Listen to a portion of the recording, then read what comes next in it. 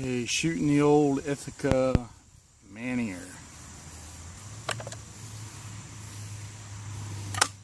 I call the elephant gun. Looks like an elephant's trunk. Let's shoot it.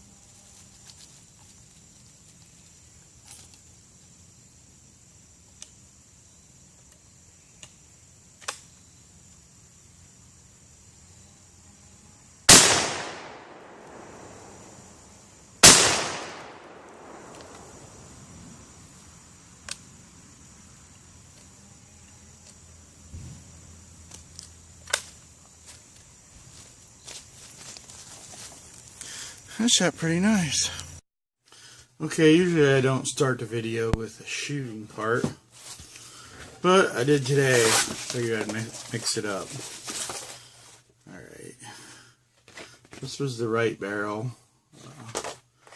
Not too bad. This was the left barrel. I don't know if my aim was off a little bit or the gun was a little off. It was about 20 feet. Shooting 8 shot.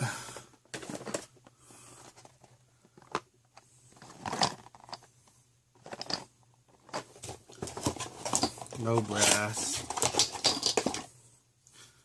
Not brass, but whatever. It was low. This is, from what I can figure out, it's an Ithaca. It's not a Flu though. According to that Nutrich, the online, you know, where you buy the old gun parts. This is a Manier, M-A-N-I-E-R. Now, some of my research has shown it's called a Manier, but I'll go with what Nutrich says. A Manier. I had it apart, and the internals and their schematic was identical, so that's what this is. I call it an elephant gun because this big old bulb, it looks like an elephant trunk. That's a pretty good size stock. Now, this isn't a before or after anything. This is an after. I really didn't do much to this gun. When I got it, the stock was loose. I just tightened it up. It's got some custom work. It's got a brass stopper there for the safety. And I took it off, and what happens is, excuse me, the safety will over travel. There's actually like 3 positions. There'd be like off safety, safe, and then it goes farther and takes it back off safe. So that stopper was there to keep it, so it's, you know, you either got 2 options. So I left it there. It was custom work. You know, it is what it is. It's functional. It takes away from the gun, but now this gun came with a brass butt plate. Doesn't fit it too well. That's not original, but aside from me cutting down another one, it's fine. I got this gun real cheap. I don't know what you think real cheap is, but $100. That's cheap to me. The receiver was kind of rusty. This is the receiver I had put in vinegar. I soaked it for about an hour, and it took all the rust off. If I'd have soaked it longer, it would have cleaned it up a little bit better, but you know, I didn't want to need it spotless, and I was scared that would might damage it more. But it took all the rust off. It came out white. Now the steel's starting to come back now. You know, it's been about a week. But the stock I don't think's original, because this should be recessed. I believe this is an old gun. This is early 1900s. I mean 1906, 1908, something like that, below 1910, I believe. If you know different, let me know, because I have no idea. All it says on it is Ithaca hammerless. That is it. That's all it says. There's nothing on the barrels. There's nothing on the inside. I gotta show you these barrels though. There is a serial number. It's a little hard to read. Of course, they all match. It's an original gun. It's 141231.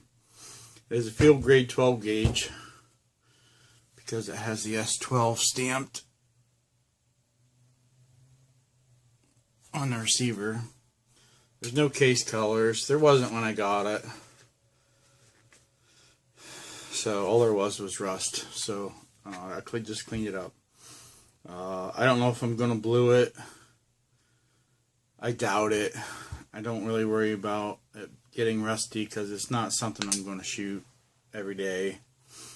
I just shot it today. That was the first time. Look how thick those barrels are. Those barrels measure exactly 0.25 of an inch. Quarter of an inch thick. Incredibly thick. And they match the receiver. Now I asked the collector one time, I showed it to him, and he thought maybe that it was a 10 gauge receiver and chambers, that they just chambered it in 12 gauge. That's why it's so thick, because it doesn't need to be that thick. I don't know what kind of steel this is in the barrels. If you have any idea, it's not Damascus. Now when I got this too, the firing pins were froze out. They stuck out.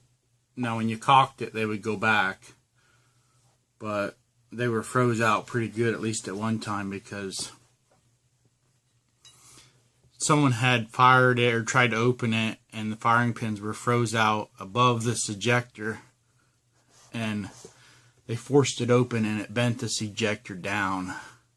This ejector would sit and spin. It's got a tongue and groove.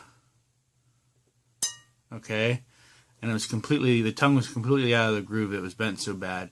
You can see the damage where the firing pins wore into the ejector from sticking out. And that was a pretty easy fix. You just bent it back, and there was some light filing around the edges, you know, to get it to open and close pretty good. It's not. I can do it with my fingers, but it's a little sticky yet. But it's functional. It's good. But those are incredibly thick barrels. The bores are shiny in them, and I just shot it, so I'll run a brush through it. There's no rust on the barrels. Maybe a tiny flake here or there, but the barrels ring. One way, you know, you check barrels, especially old ones. You tap them. They should ring like a bell. If they don't, then your vent rib's loose. And I haven't come across one that's loose. They're all, even these old ones I come across for some reason. I come across old ones. They ring true. But like I said, the only thing it says is Ithaca hammerless. Other than that, I really didn't do much. It needed that screw. Of course, this doesn't have the bolt it goes through. These are screwed fast here and then held on with the trigger, the long trigger guard. So there's this screw, and this screw holds it fast to the stock, and then there's a long screw. Well, this was missing the long screw. And on a 100-year-old gun, what do? I just happened to have one. It was Phillips head, but it was the same thread. So I put it in. I had to cut it down a little bit, and then it just coincidentally got covered up by that custom safety stop. So you can't see that, you know, these didn't have Phillips head screws in them, so you can't see it. So that's another reason why I left that. It's functional and it covers that screw. It looks kind of like an original gun, other than that custom brass and the butt stop, the butt pad. That's what you call it. I have another one. I might try to cut down for that. I don't know. I kind of like the brass. It makes it look older. But anyway, this piece here. You know, this is kind of, I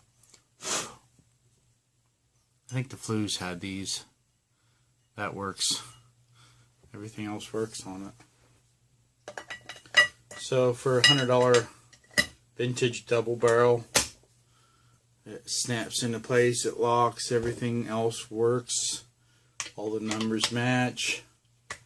I think it got a pretty good deal. It actually, because the gun is so beefy, so heavy, it actually shoots pretty easy. My other video, I shot that Savage Arms. That's a lighter gun, and that kicks a lot more. This didn't kick that bad. Of course, I was shooting the low brass dove shot. But there it is. I'll show it to you one more time.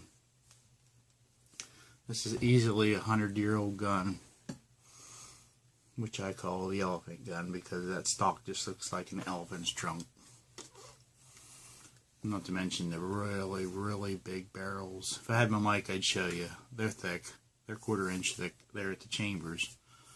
I don't know how deep the chamber is, but a 3-inch shell will drop in it, but I'm not going to shoot a 3-inch shell out of it because I don't know what kind of steel that is. But the old guns, you're pretty safe, I think. Do it at your own risk, shooting the low brass, you know, dove shot.